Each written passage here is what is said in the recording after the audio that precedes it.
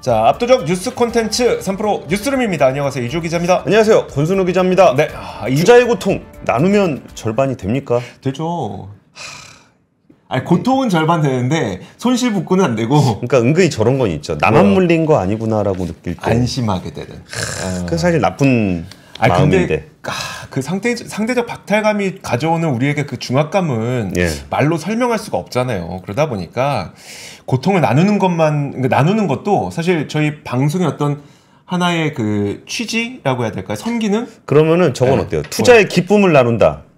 좀 배 아픈데? 좀 재수없지 않아요? 그 배 아픈데.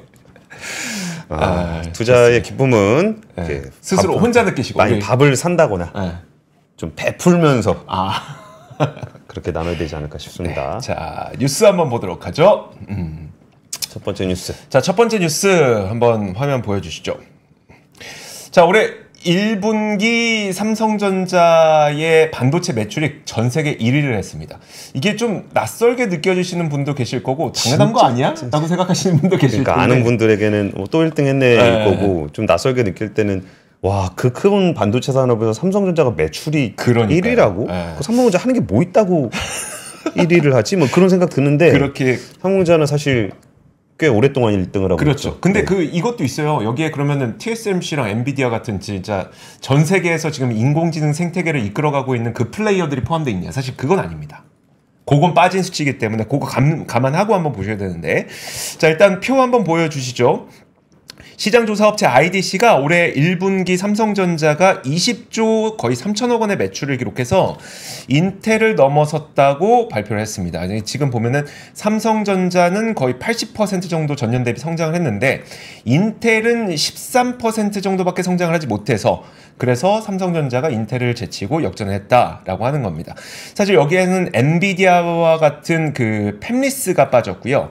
그리고 TSMC와 같은 전문 파운드리도 빠졌습니다. 그래서 종합 반도체 기업만 놓고 하다 보니까 이런 수치가 나오는 거고, 야, 왜 엔비디아 안 보여? 라고 하시겠지만 종합 반도체 기업만 놓고 했다라고 하는 건데, 여기서 더 눈에 띄는 건 이제 SK 하이닉스를 보면은 성장률로만 따졌을 때는 140%, 성장률로는 거의 2배 넘게 성장을 했기 때문에 SK 하이닉스의 성장률이 가장 높았다라는 측면을 볼 수 있을 것 같고요. 이건 뭐 누가 아는데 너무나도 다 잘 아는 대로 HBM 덕분이라고 보시면 될 것 같습니다. 그런데 저는 이 뉴스에서 가장 인상 깊게 봤던 해석이 바로 이거였어요. 이걸 좀 전해드리고 싶어서 이 뉴스를 준비했는데, IDC가 기존 메모리보다 가격이 4-5배 높은 HBM의 수요 증가가 D램 생산을 제약하고 가격을 상승시켜서 전체 메모리 시장 매출을 끌어올렸다라고 진단했습니다. 이게 우리 권 팀장님이 예전부터 했던 얘기였었잖아요.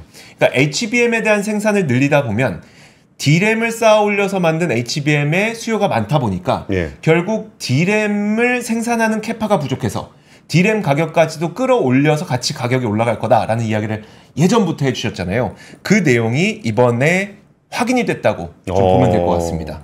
IDC에서도 그렇게 얘기했습니다. 저도 그런 얘기 듣긴 들었었는데 듣고서 말씀은 드렸지만 실제로 그 효과가 나타났군요. 나타났다고 얘기가 나와서, 사실 우리가 그 HBM은 HBM대로, 그 다음에 D램과 낸드는 D램과 낸드대로 따로 생각할 수도 있었지만, 그거 이제 좀 다각도로 좀 분석하시는 업계에 계시는 분들은 권 팀장님이 항상 전해주셨던 대로, 야, HBM 생산하다 보면 D램 생산 못해서 이거 D램 가격까지 같이 오른다는 이야기를 꾸준히 해주셨잖아요. 그 분석이 이번에 좀 증명이 된 것 같습니다.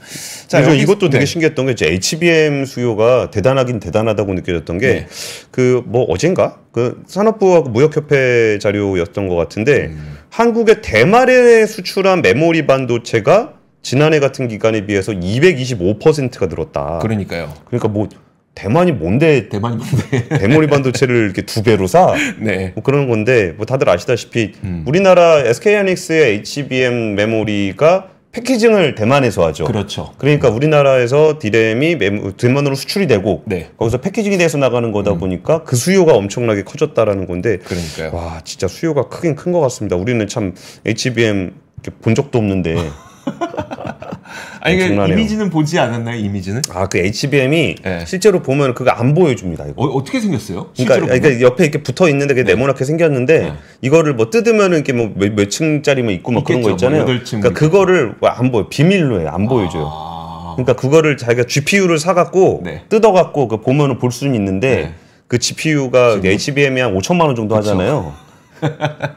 그 사서 뜯어서 볼 수가 없습니다. 그러니까 와 진짜 눈으로는 본 적 없었던 그 네. HBM. 자 그리고 이번에 저는 그 전망에 대해서도 약간 의미가 있다고 생각이 드는 게 IDC에서 이제 하반기에는 그럼 어떤 쪽의 수요가 많이 높아질 것이냐에 대해서 하반기에는 자동차 및 산업 분야의 수요가 좀 반등할 것으로 예상된다라고 얘기를 했거든요. 사실 물론 데이터 센터 그리고 디바이스 이쪽에서의 인공지능 반도체 수요는 계속 이어지겠지만 우리는 또 추가적인 수요가 어디에서 발생할지에 대한 궁금증을 갖고 있잖아요. 안 그래도 하반기에 이제 자동차들의 그 라인업이 굉장히 많이 예정이 되어 있습니다.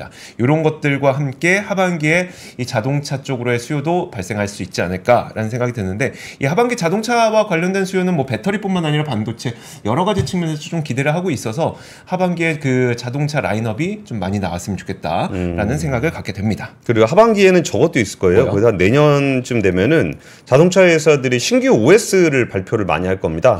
계획되어 있는 OS가 계획대로 발표가 된다 그러면은 네. 주문은 이제 한 하반기쯤에는 나와줘야 되기 때문에 거기서 전장 부품이라든지 그 LG전자가 맨날 얘기하는 거 있잖아요. 자기네 수주 1조 했다고. 그렇죠. 네. 그러면 야 니네가 뭐 하는 게 있다고 1조를 수주하냐. 그것도 본 적 없잖아요. 네, 그것도 본 적 없는데 전장 쪽이 그쪽으로 그 신형차 나오게 되면은 좀 미리 좀 보여주는 거 있거든요. 네. 보면은 이제 막 곡선형 디스플레이 같은 것들 많이 해가지고 전장들이 좀 있어서 이게 과연 그 신규 OS가 있는 차가 정말 네. 수요를 이끌어낼 수 있을지는 잘 모르겠는데 네. 어쨌든 전장 부품 쪽은 좀 괜찮을 것 같다는 생각이 좀 듭니다.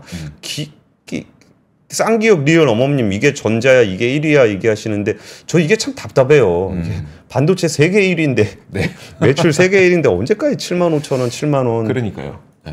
기껏 그 8만 5천 원까지 내려갔다가 두드려 맞고 내려온 다음에 다시 올라가지도 않고 네.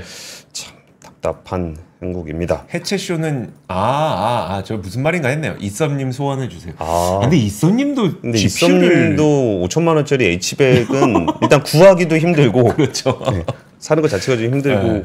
뜯기가 좀 아깝긴 하죠. 아깝긴 하죠. 예, 이거는 좀 짧게 전해드리려고 그러는데요. 이 전기차 공포증을 진정시키기 위한 범정부 종합대책 수립을 위한 회의가 이어지고 있습니다. 네. 유종훈 기자 이거 단독 기사 써놓고 자기는 휴가 가가지고 근데 그 내용을 저희가 그 압권 채널을 통해서 좀 자세하게 볼 수 있습니다. 예, 그리고 저희는 아무래도 좀 산업적인 측면에 관심을 좀 두고 있는데 아무래도 한국 배터리 회사들한테는 이번 기회가 나쁘지 않은 기회예요. 네. 배터리 자체에 대해서 공포가 생기는 건 좀 그렇지만 그 공개를 할 때 지금 현대차가 바로 손들고 제가 배터리 제조사 다 공개하겠습니다. 네. 그리고 갑자기 옆에 있던 BMW가 저도 공개하겠습니다. 그랬더니 벤츠가 저도 뭐 이러고 있는 상황입니다. 네. 기아는 또 오늘 정도 공개하지 않을까 싶은데 기아도 그 중국산 배터리가 좀 있습니다. 뭐 니로라든지 레이 같은 그렇죠. 차종이 네. 조금 배터리가 중국산을 쓰고 있는 걸로 알고 있는데 그 정도는 그냥 공개를 하고 있는 것 같아요. 지금 오늘 정부가 대책 논의를 했는데 단기적으로 할 수 있는 거 장기적으로 할 수 있는 거 나눠서 한다.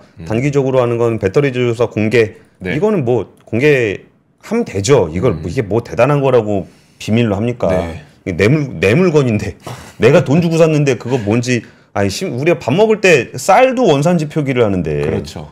이거를 배터리를 굳이 표기하지 않을 이유도 없을 뿐더러 이게 중국이나 유럽연합 같은 경우는 배터리 이력 추적 플랫폼이나 배터리 여권을 통해서 공개를 하고 있어요. 네. 이게 꼭 그 소비자들의 알 권리적인 측면도 있고 거기에 더해서 이제 환경적인 요인 때문에 네. 어디서 만들어졌는지에 대한 이력 추적을 하고 있기 때문에 이거를 공개하는 거는 크게 어렵진 않을 것 같습니다. 그리고 이번에 그 안전마진 두는 부분들도 있는데 안전마진이라는 게 100% 충전 못하게 하는 거거든요. 네. 근데 이것도 소프트웨어를 업데이트하면은 100% 충전 안 하게 할 수 있습니다.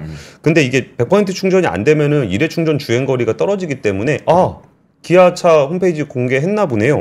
제가 한번 들어가 볼게요, 한번. 예. 네. 이게 근데 예전에 그 기억하시는 분들이 있겠지만 폭스바겐이 디젤 게이트 할 때 네. 그 디젤 게이트를 하게 되면 그 질소산화물이 많이 나오는 거였잖아요. 그래가지고 이제 리콜을 해서 고쳐라. 네네. 그랬더니 그 오너들이 그거 고치면 연비 떨어지거든요. 그쵸, 맞아요. 네, 그래가지고 되게 네. 싫어하고 막 그랬었어요. 이거 안전마진을 줄이는 것이 필요하다면은 이거는 오히려 좀 처음에 팔았던 제품하고 달라지기 때문에 네. 주행거리가 좀 짧아지기 전에 좀 문제는 있고요. 화재보험협회에서는 이제 전기차 10만 대당 화재 발생 비율이 내연기관차가 1.88대, 전기차가 1.63대로 내연기관차가 더 많다라고 얘기는 하고 있는데 사실 이게 불을 끄는데 네. 더 많은 시간과 많은 물이 더 필요하기 때문에 이게 좀 문제가 된다라는 거고요. 네. 좀 어떤가요 지금? 자, 지금 그 기아에서 오늘 공개를 했네요. 한번 화면 보여주시죠. 레이 EV 경우에는 이제 2017년까지 그러니까 생산됐던 거는 이제 SK온이지만 2023년부터 생산된 거는 CATL로 이제 중국산 배터리가 들어가 있는 거고. 예. 그리고 니로 EV 그리고 니로 EV 이게 그 버전이 다른 거 보네요. 니로 EV가 CATL입니다. 예, 맞네요. CATL 들어가고 니로 플러스는 SK온. 이게 EV3가 지금 굉장히 많은 분들한테 인기를 얻고 있는 그 신형 모델이잖아요. LG 엔솔, SK온, LG 엔솔. 봉고 3 EV가 저는 이거였습니까? 봉고는 중국산 쓸 수 있을 것 같았었는데 아니네요. 공개를 하고 보니까 이렇게 나오네요. 그러니까 이렇게 하니까 손들고 바로 공개하는 거예요. 그러니까요. 근데 이게 사실 좀 배터리의 원산지를 가지고 이렇게 별로 감정적으로 보고 싶진 않습니다. 네. 사실 원산지라는 게 밝히기가 좀 어렵거든요. SK온 배터리도 중국에서 만들어서 수입해 오는 것도 꽤 되고 네. 그렇긴 한데 사실 근데 이게 그 한국만의 문제인가라고 봤더니 이번에 그 배터리 회사 AESC라는 회사가 있습니다. 네. AESC 엠비전인데 여기가 이제 벤츠에 들어간다라는 논란이 좀 있습니다. 이게 AESC 쪽에서 뭐라 그랬냐면은 AESC는 중국 기업이 아닌 2007년 일본에서 설립되어 요코하마에 본사를 두고 있는 글로벌 기업이다. 라고 좀 얘기를 하고 있습니다. 네. 이게 왜 이런 식으로 얘기하냐면은 2007년에 요코하마에 본사를 둔 글로벌 기업이 맞긴 맞아요. 네. 이게 원래 닛산에 들어가던 닛산 자회사였는데 얘를 엠비전이라는 중국 회사에 팔았습니다. 맞지. 그러면 뭘 또 아니기는. 그러니까 중국 배터리라고 해서 다 나쁘다 그건 아닌데 그건 아니죠. AESC가 굳이 중국산이 아니라고 얘기하는까 이렇게 변명을 해야 될 정도로 분위기가 좀 가고 있다라는 그러네요. 거예요. 그리고 제가 좀 강조해서 말씀드리고 싶은 부분은 뭐가 있냐면은 요즘에 이제 캐즘 때문에 배터리나 배터리 소재 회사들이 공급 과잉이 좀 많이 나타나고 있습니다. 네. 그러다 보니까 우리가 좀 더 품질이 좋음에도 불구하고 중국에서 워낙 덤핑을 치기 때문에 네. 지금 우리나라 소재 회사라든지 이런 데들이 되게 힘들어해요. 네. 그러니까 솔직히 메르세데스 벤츠라든지 뭐 이런 데 이렇게 가면은 그 소재 얼마까지 보고 오셨어요? 그럼 꼭 중국산 내밀면서 야 중국에서 이 가격에 준다는데 너는 왜 이렇게 비싸게 받냐? 네. 그것 때문에 우리나라 소재 회사도 굉장히 많이 힘들어하고 있는 상황이거든요. 근데 이렇게 품질적인 측면이나 브랜드 이미지에 영향을 좀 주게 된다면은 네. 그 캐즘에서 중국 쪽의 구조조정을 조금 더 촉진하고 한국의 캐즘을 좀 그 공급 과잉을 조금 더 빠르게 회수할 수 있지 않을까라는 기대를 좀 하고 있습니다. 네. 그래서 이 이슈가 뭐 그렇게 좋은 이슈는 아닌데 그래도 조금 그 기회 요인으로 네. 볼 수 있는 부분들은 그 실력의 차이를 네. 조금 더 눈에 띄게 부각할 수 있는 타이밍이 될 수 있지 않을까라고 생각을 좀 하고 있습니다. 그래서 사실 이게 약간 그냥 애국자의 마음으로 생각을 해보자면 우리는 애국자죠. 이 뉴스가 전 세계에 대서특필됐으면 좋겠다는 생각이 참 많이 듭니다. 그러니까 그러니까 이게 유럽 회사들 자꾸 이게 중국 그 소재 들고 와가지고 네. 뭐 한국 소재 업체한테 싸게 달라고 막 그러지 마요. 그러니까요. 이게 다 나중에 돌아온다니까 이게. 이게 불안해요. 자, 다음 뉴스 한번 보도록 하겠습니다. 다음 뉴스는 이제 K뷰티 한번 보죠. 저희가 지난주에 앞권 채널에서도 이제 K뷰티 관련된 콘텐츠를 올렸는데 사실 이게 좀 브랜디드 콘텐츠였는데도 조회수가 나쁘지 않았어요. 예. 제가 그거 보면은 이제 정말 K뷰티에 대한 인기가 굉장히 관심이 많구나라는 걸 느낄 수가 있었는데 여러분들께서도 저희가 꼭 이게 막 누군가를 굳이 뭐 칭찬해준다 이런 게 아니라 K뷰티가 어떻게 이렇게 인디 브랜드를 중심으로 산업이 재편될 수 있었는지에 대해서 산업 분석을 좀 해놨으니까 앞권 가셔서 한번 보시면 좋을 것 같습니다. 일단 오늘 제가 이 내용을 준비한 이유는 코스맥스가 실적을 발표했기 때문인데 업계 최초로 상반기 매출 1조 원을 달성을 하게 됐습니다. ODM 업계에서 상반기 매출 1조 원이라고 하는 것은 전례 없었던 일이기 때문에 이런 실적이 나왔다고 보시면 될 것 같은데요. 일단 그 2분기만 놓고 보면 화면 보여주시죠. 2분기만 놓고 보면 매출이 5,515억 원, 그래서 15% 전년 동기 대비 성장을 했고 영업이익은 467억 원, 그래서 1.5% 성장했는데 이게 2분기만 놓고 보면 그런데 그러니까 상반기 기준으로 영업이익을 따져보면 전년 동기 대비 53.9% 성장한 겁니다. 네. 53.9%.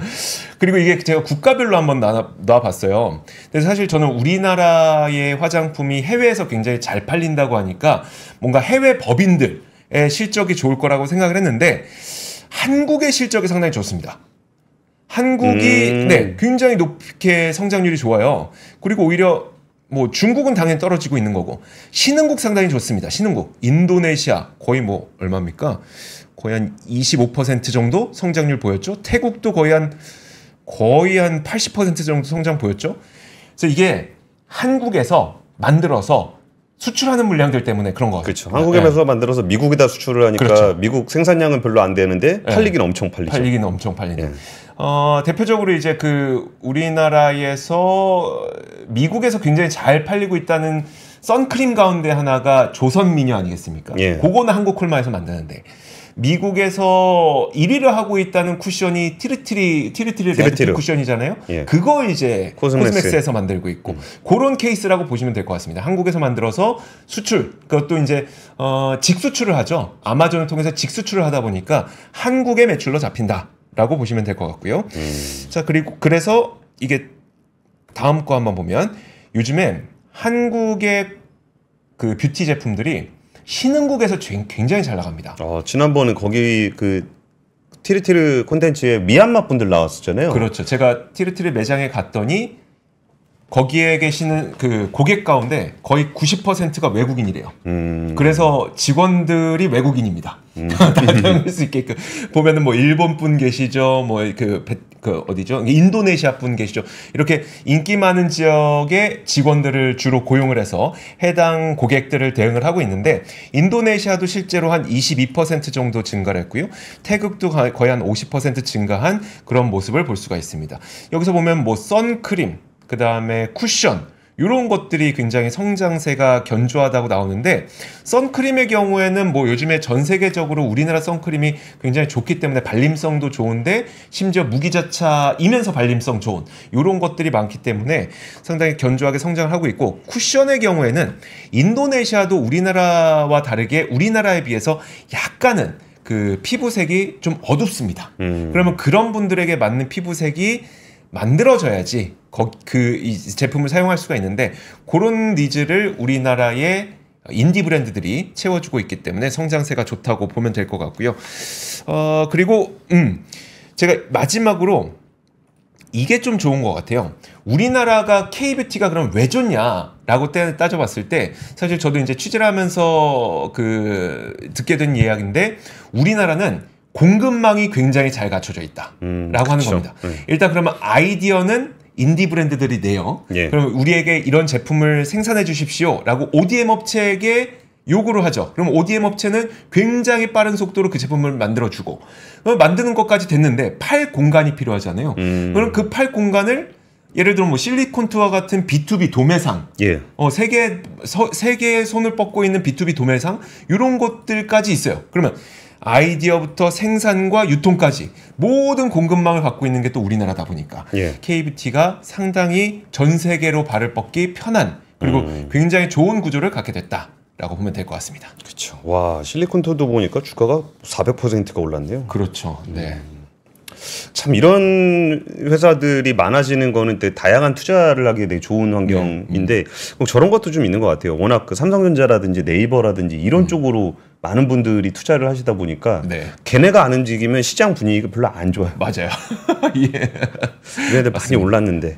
근데 이게 있답니다. 그러니까 신흥국 쪽이 되게 인기는 많은데 인증 절차나 이런 것들이 되게 힘들다고 해요. 국가마다 특징이 있는데 어떤 국가는 독점적인 그 유통 파트너를 지정을 해야만 들어갈 수 있다라는 국가도 있고요. 그럼 그런 국가에서는 독점적인 유통 파트너, 대표적으로 실리콘투와 같은 기업이거든요. 예, 예. 그런 기업을 지정을 해야만 인증을 받을 수도 있는, 그러니까 각 국가마다 모든 인정 절차가 다르기 때문에 인디 브랜드들이 상당히 힘들어하는 측면이 분명히 있다고 합니다. 그래서 그 부분을 얼마 전에 이제 7월 말에 정부에서도 그러면 우리가 도와줄게라고 해서 신흥국의 대응 매뉴얼을 우리가 만들어서 배포해주겠습니다. 라고 했기 때문에 그런 효과가 또 이제 있을지도 한번 지켜보면 좋을 것 같습니다. 알겠습니다. 네. 다음 뉴스는 오늘은 그냥 계속 국뽕으로 가겠습니다. 국뽕으로 갈까요? 디스플레이 요새 어떤지 모르시죠? 관심 없으시죠? 아니요, 저는 관심 있는데 상당히 좋다고 느꼈는데 저는 약간 의외였던 게 아직 애플의 판매량이 그렇게 크게 늘어나지 않은 것 같은데도 불구하고 디스플레이가 상당히 좋다 그래서 좀 의아합니다. 디스플레이 많이 좋습니다. 그러니까 디스플레이 이거 그냥 옴니아 얘기 나왔길래 네. 그냥 겸사겸사 디스플레이 얘기 잠깐 하려고 아이템으로 준비를 했어요. 예. 그 일단 LCD 쪽은 많이 안 좋습니다. 뭐 안 좋은 거야. 거기는 끝났죠. 네. 이제 어떻게 정리할 거냐의 차이만 남았기 때문에 우리나라의 LCD가 남은 게 지금 LG 디스플레이 광저우 공장 정도 남았어요. 그렇죠. 근데 LG 디스플레이 광저우 공장을 이제 차이나스타에다가 매각을 하는 쪽으로 검토를 하고 있다라고 네. 이제 공시를 했었고, 일본에 이제 샤프가 좀 남았는데 거기도 이제 뭐 9월 달부터 문 닫는데요. 네. 거기 폭스콘에서 하는 거예요. 거기 이제 문 닫으면은 이제 LCD는 없어질 거고, LCD 없어지면은 이제 중국 업체들이 이제 가격을 좀 올리면 어떡하냐. LCD 가격을요? 네, 그런 우려가 좀 있었는데 실제로 좀 LCD 가격이 좀 올랐더라고요. 그러면은 우리나라 LG전자라든지 삼성전자 TV 패널 업체들이 조금 어려울 겁니다. 네. 그래가지고 뭐 한종희 부회장이나 이런 분들이 HSK나 이런 데 가서 좀 납품 얘기도 하고 그러고 있는 것 같아요. 네. 근데 우리가 뭐 LCD 얘기를 이제 와서 하면 뭐합니까? 이미 다 끝난 그렇죠. 그거를. 네. 근데 오늘 말씀드리려는 뉴스가 뭐냐면 이게 용어가 좀 어려워서 그런데 뭐 별거 아닙니다. LTCO OLED 디스플레이 출하량이 2031년까지 5억 2천만 대로 증가를 해서 LTPS를 등가할 것이다. 이게 복잡하게 보시지 말고 그냥 LTPO가 좋은 거고 네. LTPS가 좀 안 좋은 겁니다. 네. 그 얘기는 즉슨 LTPO가 한국에서 만드는 거고 네. LTPS가 이제 중국에서 주로 만든다라고 생각하시면 될 것 같고요. 둘 다 OLED죠? 둘 다 OLED입니다. 옴디아 자료 한번 표 같이 보시면은 네. 여기서 이제 빨간 게 LTPS고 파란 게 LTPO거든요. 네. 그러면 여기서 지금 그 LTPS가 훨씬 많잖아요. 지금은 네. 그러니까 22년도, 23년도 그러면서 점점 LTPO가 올라가는 모습들이 나타나다가 한 27년쯤 되면 비슷하고 28년 되면 추격을 하게 될 거다. 네. 이런 얘기인데 뭐 예를 들면 그런 겁니다. 그 아이폰이 일반형이 있고 네. 맥스가 있고 프로가 있고 프로맥스가 있고 이렇게 네 종이 있잖아요. 네. 그러면 사이즈가 작은 거, 큰 거 뭐 이런 건데 그 중에 작은 거의 일반형 정도의 LTPS가 비호 있게 들어갑니다. 네. 조금 들어가요.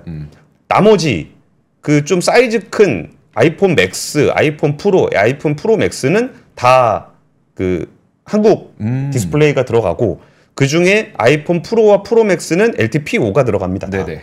근데 17에는 아직 결과가 안 나왔는데 아이폰 17에는 이 모든 그 기종에 LTPO가 들어갈 거다라고 네. 전망이 나오면서 여기서도 BOE가 끼냐 마냐 이런 얘기하고 있어요. 그러니까 좋은 거는 한국 거 쓴다. 한국 거다. 라고 보시면 될 것 같고 이 한국 거 쓰는 비중이 좀 더 비중이 높아지고 있다라는 거고요. 네. 뭐 갤럭시의 노트 20 울트라의 OLED 디스플레이에 처음 적용이 된 이후에 뭐 구글 픽셀, 모토로라 레이저, 화웨이 메이트 등 거의 플래그십 스마트폰이다 그러면 LTPO가 다 채택이 돼 있어요. 네. 그리고 거기에 있는 그 비중이 점점 높아지고 있다라는 얘기고요. 여기에 또 하나 디스플레이의 중요한 포인트 중에 하나는 이제 8세대라 그래가지고 네. 8.6세대 OLED가 지금 이제 뭐 저기 있잖아요. 아이패드 뭐 이런 건데 8세대는 설비 투자는 삼성이 제일 먼저 했고 네. 이번에 아이패드가 나오는데 그 아이패드 같은 사이즈에는 OLED를 그동안 안 썼습니다. 그렇죠. 근데 이번에 이제 애플에서 OLED 패널을 좀 이렇게 중형 사이즈로 내게 되면은 네. 이제 태블릿에도 이제 주로 쓰이지 않겠느냐라고 얘기가 나오는데 여기서도 이제 한국 디스플레이 업체들이 잘합니다. 네. 그러니까 이게 솔직히 뭐 LG 디스플레이의 실적이 뭐 지금 어떻냐라고 얘기한다면 별로 좋을 건 없죠. 네, 그렇죠. 그 적자도 여전히 나고 있고. 근데 삼성 디스플레이가 이게 상장사가 아니어서 이제 별 이렇게 많이 주목을 받지 못하는 데다가 네. 삼성이 실적이 막 수십 조씩 나오잖아요. 그러니까 여기 묻혀서 그런데 맞아요. 삼성 디스플레이도 나름 2분기에 영업이익 1조 원을 했습니다. 와, 아 디스플레이 혼자요? 네, 많이 했어요. 그러니까 우리나라 디스플레이도 조금 그동안 그러니까 구조적인 어려움이 있는 것은 맞는데 네. 그 프리미엄 분야에서는 잘 하고 있고 그 시장의 비중은 점점 커지고 있다라는 얘기를 전해드리면서 움디아에서 발표한 거는 그 프리미엄 시장은 앞으로도 확대가 될 것이며 28년부터는 오히려 프리미엄 시장이 그 LTPS 시장보다 더 커지게 될 거다라는 뉴스였습니다.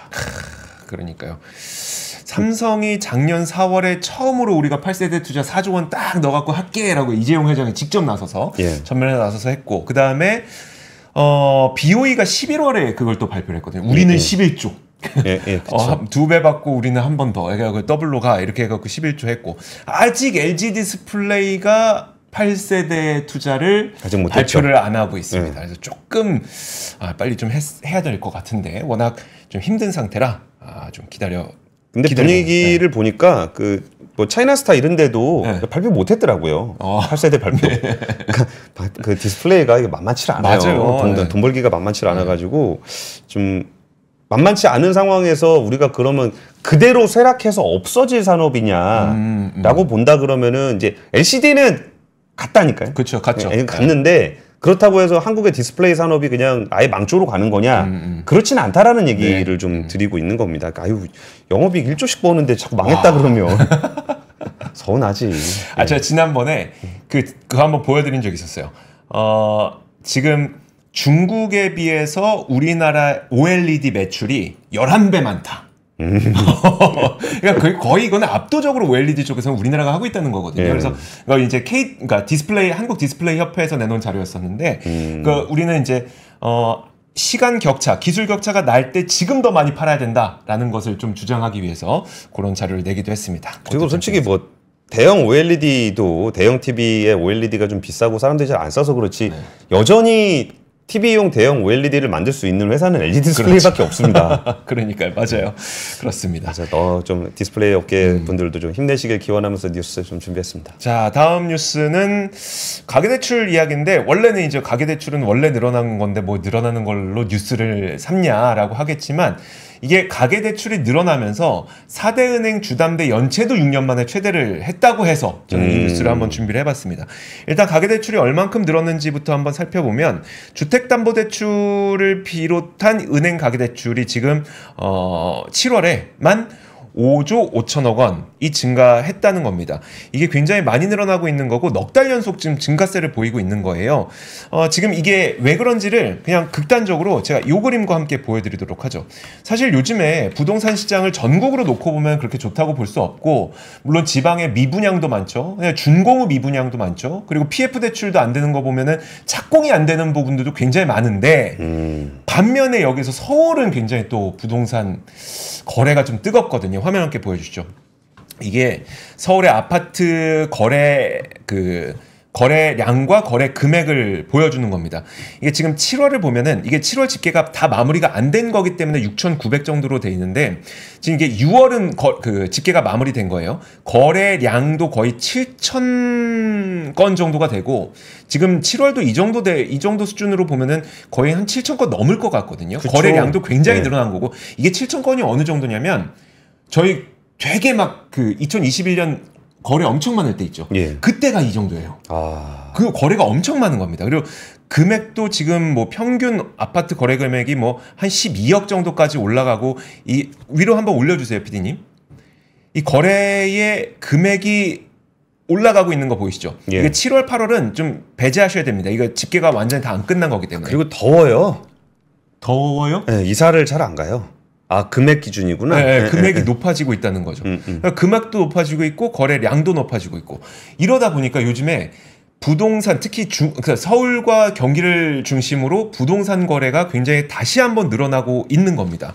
그래서 이제 가계대출이 늘어나고 있는데 한편으로는 주택담보대출 연체 규모가 4대 은행을 중심으로 6년 만에 최고치를 기록하고 있다고 합니다. 지금 4대 시중은행 KB국민, 신한하나우리 상반기 말 주담대 연체 규모가 1조 877억 원으로 2년 전과 비교해서 거의 87.7% 늘어났고요. 이렇게 많이 늘어났다는 건 거의 2년 만에 2배 가까이 부실 규모가 늘어났던 겁니다. 그러면 결국 이런 모습을 다 보고 있는 그 금융당국 입장에서는 결국은 대출에 대한 규제를 좀 조일 수밖에 없겠죠. 예. 그러다 보니까 대출 기준은 조금 더 좋아질 가능성이 높습니다. 이 현상을 좀 어떻게 보세요? 저는 다음 뉴스에 좀 연결하려고 그랬습니다. 그래요? 예. 그럼 다음 뉴스로 연결시켜 볼까요? 좀 연결시켜 볼까요? 네. 그러니까 제가 준비했던 뉴스는 오늘 통계청에서 2분기 지역경제 동향 나왔는데 전국의 소매 판매가 1년 전 같은 분기보다 2.9%가 줄었습니다. 그러면은 지난 2022년 2분기부터 9개 분기 연속 감소세를 보인 거고 네. 금융위기였던 2009년 1분기 이후에 15년 만에 최대 감소폭입니다. 그리고 전국 시도 17곳 중에 15곳에서 물품 소비가 줄고 있습니다. 한번 같이 보시죠. 네. 충남이랑 충북에서 조금 늘어난 거 말고는 뭐 울산이 마이너스 7.9%, 인천이 마이너스 7.2%, 서울이 마이너스 6.8%. 이 얘기가 뭐냐면은 가계부채가 늘어난 부분들은 부동산 거래하고 부동산 가격에 관련 있는 거고 네. 그 가계부채가 신규로 사는 그 아파트의 가격을 올리고 있는 거잖아요. 그렇죠. 그럼 아까 이조 기자가 얘기해줬던 거는 그렇게 힘들게 빚내가지고 집을 산 사람들이 빚을 잘 못 갚아가지고 연체가 된다라는 네. 거잖아요. 빚이 연체가 되는 사람들이 많으면 소비를 못 늘리게 되잖아요. 그렇죠. 그러니까 여기 소매 판매가 감소하고 있는 모습을 연결해서 보시는 게 좋습니다. 그러면서 아까 저희가 얘기했던 부분 중에 그 뭐 자동차 수출이라든지 뭐 반도체 매출일이 뭐 이런 얘기 하잖아요. 네. 이게 동시에 벌어지고 있다는 거예요. 수출은 굉장히 좋은데 예. 내 지갑은 비어가고. 그렇죠. 네. 근데 가계부채가 늘어나니까 집값은 올라가고 네. 이미 집을 가지고 계신 분들은 이자를 좀 많이 내다 보니까 부실이 발생하게 되고 네. 그것 때문에 돈이 없어가지고 소매 판매는 2009년 수준까지 좀 떨어져 있는 그런 상황이 이어지고 있다라는 겁니다. 그럼 이 상황에서 우리가 좀 지켜봐야 되는 포인트는 이제 그 금리 결정인데 네. 그 우리나라 금융통화위원회가 금리를 결정해야 되는 시점인데 미국보다 먼저 내릴 수 있을까? 그거는 조금 나는 부담스럽긴 고민이 하죠. 좀 네. 돼요. 근데 그리고서 금리를 좀 낮춰가지고 지금 힘든 내수 경기라든지 사실 수출 경기가 좋고 내수가 안 좋을 때는 금리 내리면 괜찮아요. 네. 그러니까 수출에는 영향을 많이 안 주잖아요, 금리가. 그렇죠. 뭐 환율을 얼마나 영향을 줄지 모르겠지만. 근데 여기서 좀 뭐 모든 사람들이 고민하고 있는 거는 금리를 낮췄을 때 그 금리 인하의 효과가 부동산으로 가버릴까봐 그런 거예요. 네. 그럼 거기서 이제 금융당국에서 미시 정책을 통해서 부동산 쪽은 이제 대출 규제를 좀 해놓고 네. 그리고 나머지 쪽에 좀 돈이 풀릴 수 있게끔 루트를 좀 잡아줘야 되는 거거든요. 네. 굉장히 정밀한 작업이라는 겁니다. 그렇겠죠. 근데 아까 전에 저기 뭐 루몽쥐님이 네. PF 부실 기업 살려고 대출 풀어서 부동산 투기 부추기는데 얼마 못 감 이렇게 얘기를 하셨는데 이 두 가지가 있습니다. PF 부실 쪽이 있고 네. 자영업자 대출 쪽이 있습니다. 이 자영업자들 쪽도 이 내수 경기에 영향을 많이 받기 때문에 여기에 또 자영업자들이 또 부채가 좀 있어요. 그렇죠. 그러니까 이쪽을 그저 코로나19 이후에 코로나19 지나면서 그 지원을 해주는 방식을 대출 방식으로 해줬기 때문에 이걸 이제 갚다 못 갚으면서 이제 지금 흔들리고 있거든요. 네. 근데 여기서 금리가 올라가면 거기가 직격탄을 맞는 거를 정부에서는 좀 고려하고 있습니다. 그러니까 이게 굉장히 정교한 그 정책 방향을 좀 보여줘야 되는데 네. 그 부분을 우리 정부가 정말 신뢰할 수 있게 보여주고 있는지가 와 이게 숫자가 너무 극단적으로 나오잖아요. 그러니까요. 그래서 조금 이런 부분들을 같이 보면 봐야 된다라는 얘기를 좀 드리겠습니다. 그러니까 이게 보다 보면은 같은 세상의 이야기인가 싶을 정도의. 그러니까 좀 아유 세상 사는 게 네. 한쪽 방향으로 가고 있으면 이렇게 잡아다 끌어내면 되는데 누구는 일로 가고 누구는 일로 가고 막 그러니까 그래서 또 이제 전문가라는 분들이 그렇죠. 여기서 정책 방향을 잘 잡아가야 되는 거겠죠. 그러니까요. 예. 엔캐리 얘기까지 하시죠. 간단하게만 정리해드리도록 하겠습니다. 그 엔캐리 트레이드의 청산 우려로 인해서 한번 이제 금융시장이 크게 출렁이고 그 변동성이 좀 잡혀가고 있는 상태잖아요. 근데 여기에 대해서 그러면 좀 안심할 수 있냐라고 했는데 사실 그 JP 모건 측에서 뭐라고 얘기했냐면 이게 엔캐리 트레이드의 자금 규모를 알 수가 없어서 여전히 경계가 된다.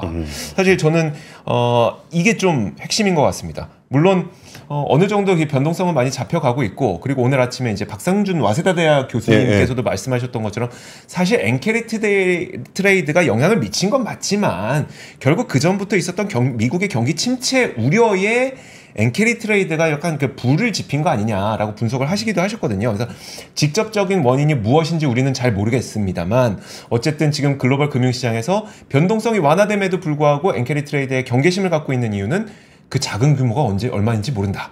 그건 이제 교수님께서도 동일하게 얘기하셨거든요. 라는 생각이 들었습니다.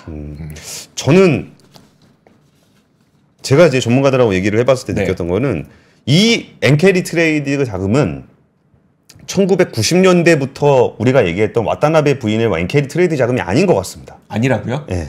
그러면요? 그게 아니고 그 엔캐리 트레이드 자금의 성격도 많이 바뀌었는데 그러니까 오히려 미국이 금리 인상하기 시작했던 2020년, 2021년 요때 아니죠. 그 이후죠. 2022년인가 될 거예요. 그때부터 엔캐리 트레이드 자금이 그런 것 같아요. 생겼다? 그러니까 실질적으로 지금 영향을 미치고 있는 엔캐리 트레이드 자금은 그때 거다. 그러니까 저금리 때 말고 일본만 저금리고 미국은 고금리 때 움직였던 자금. 그러니까 오히려 그렇게 장기적인 자금이라기보다는 좀 단기성이 있는 자금이 아니겠느냐.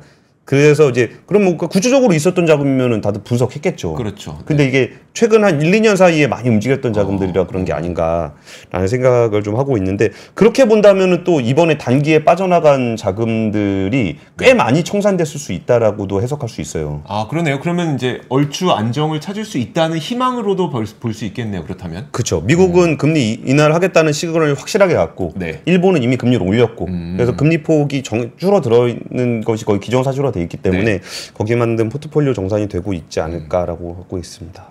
자, 마무리하시죠. 시간이 다 됐습니다. 오늘 이야기는 여기까지 하도록 하겠습니다. 3프로 뉴스룸이었고요. 저희는 내일 오겠습니다. 고맙습니다. 감사합니다. 박근영, 이선영, 사경인, 염승환 투자 마스터들의 세심한 케어로 건강한 투자 습관을 만드세요. 3프로 멤버십 3프로 앱에서 확인하세요.